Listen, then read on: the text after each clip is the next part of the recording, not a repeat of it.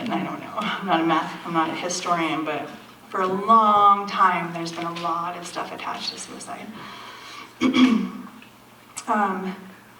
Okay, so then the other one is the person I lost was a saint who could have done nothing wrong. Again, we do this. This is what we do. This is what our brains do, is either or, bad or good, They weren't necessarily a saint either. They weren't horrible and they weren't a saint, right? I should have seen this coming, another myth. And there, again, you cannot predict the future. There's no way to see it coming. I hope I emphasize that 20% enough.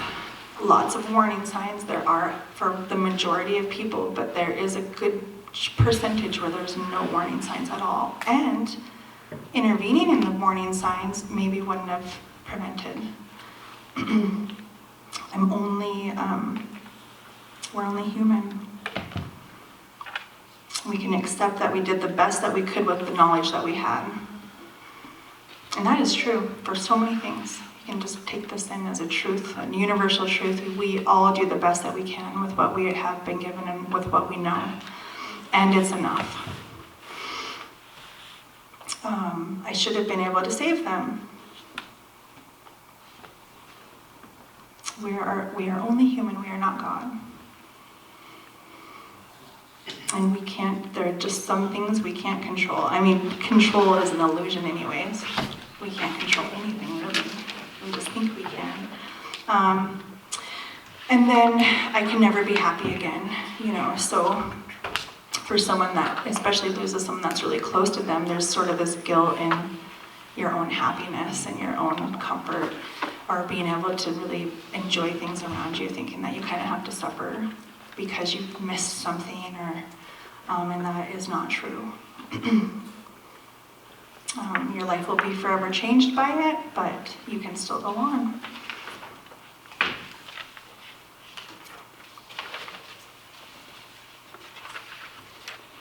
I don't know if you have this, but I'm going to give it to you. I don't know if this is in the package, but these are just suggestions. It says beyond surviving, suggestions for survivors. It's just 25 things to do. Some of them are, and remember, you're survivors. The people that are left after a suicide are the survivors. You can struggle with why it happened. You can grapple with that until you can get whatever little tiny answers you can. They're not going to be big, but it's okay just to wonder why. And you can survive. You can get to the other end of it. Some of the stuff I talked about, all about feelings and emotions, none of them are wrong. Anger, guilt, confusion, forgetfulness. Just allow yourself a place to mourn.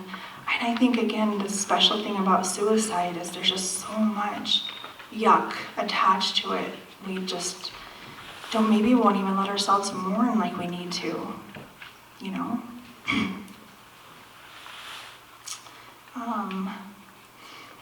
Thinking about your own suicidal thoughts after a suicide is common. It's common, and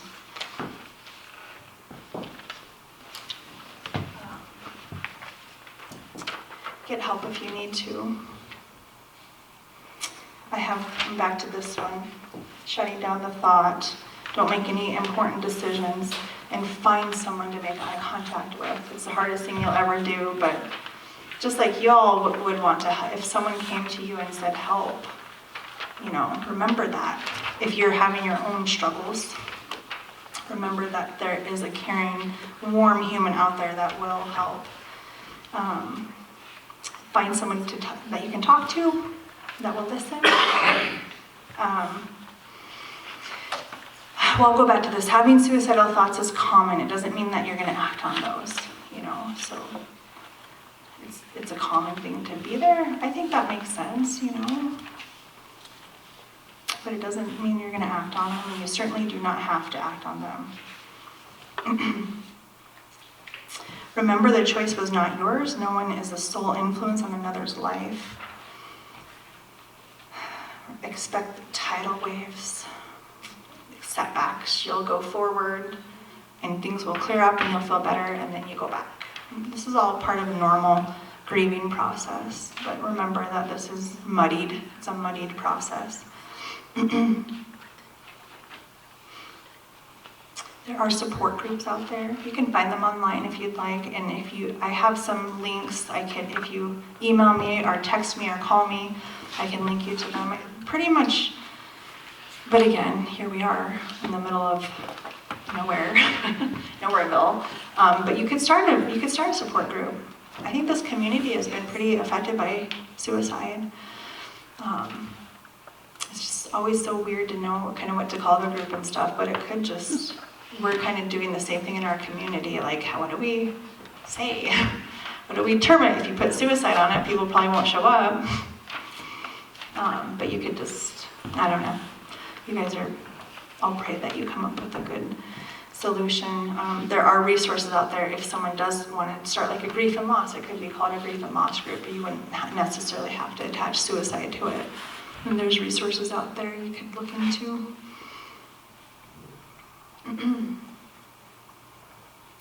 Of course, I'm a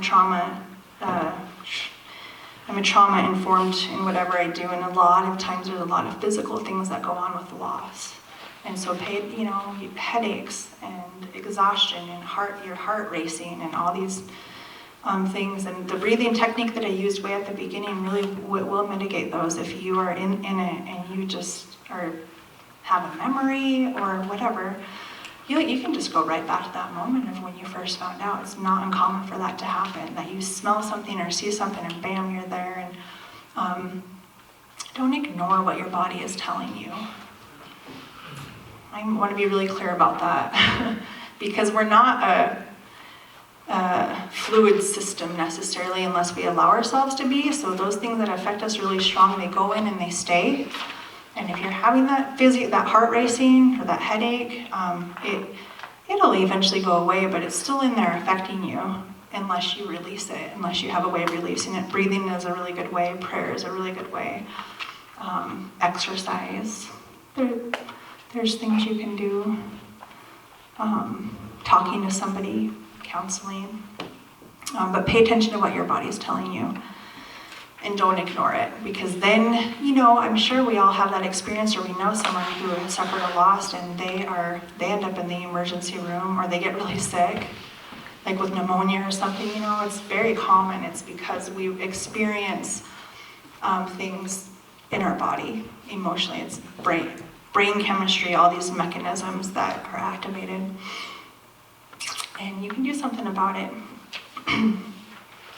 Do you think that a lot of people just associate grieving with the death of someone rather than, we have a lady in Belt that recently lost part of her leg. Yes. Well, I feel like she's going to go through a grieving process. Someone who loses a very cherished necklace. Mm-hmm. I think there's so many things that we grieve, but we don't realize it. Yes, absolutely. The loss of a job or... Yeah, and allow yourself and know that it's normal. And we can't ignore we just have to stop ignoring things and thinking that there's something wrong or that we're weak if we're experiencing grief. But absolutely, lots of things can create grief. I just have to speak up about the words of my Lord Jesus, because he addressed this in the Beatitudes. He blessed those that mourn. He said, "Blessed are you who mourn, for you will be comforted." Blessed are you, those who mourn, for you will be comforted. So it's okay to cry and to grieve and to be sad. Don't be afraid to cry. Tears are healing. Give yourself time to heal. Remember to take one moment at a time, one day at a time. Put off any major decisions. Can you give us an example of what someone would do to embrace the wave? Cry. Cry. Give yourself permission to cry. When my son was graduating, I was standing there doing dishes one day and I said to myself, you can cry. Or yell. He's leaving. Huh? Or scream, Yeah. Yeah. you know, I mean, none of, or just lay down and rest. How about writing your feelings down and just write until you, Yeah. the anger goes, Yes. and then destroy the paper. Writing is good. If you read the Psalms, David poured his heart out to God. And it wasn't always appropriate. Sometimes he was really whiny. and it didn't make sense. And he was like, oh man, everyone hates me and all this. But he went and poured his heart out. And then he was okay. Because God can handle it.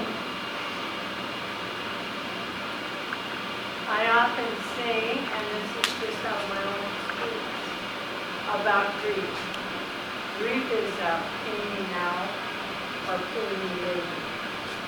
So if you don't grieve and you put it off, it comes upon you when you least expect it, and you will deal with it. So you might as well grieve, and if people see you cry, they shouldn't judge you, and if they do, they're not your friends anyway. Jesus cried. Yeah. That should never be a stigma.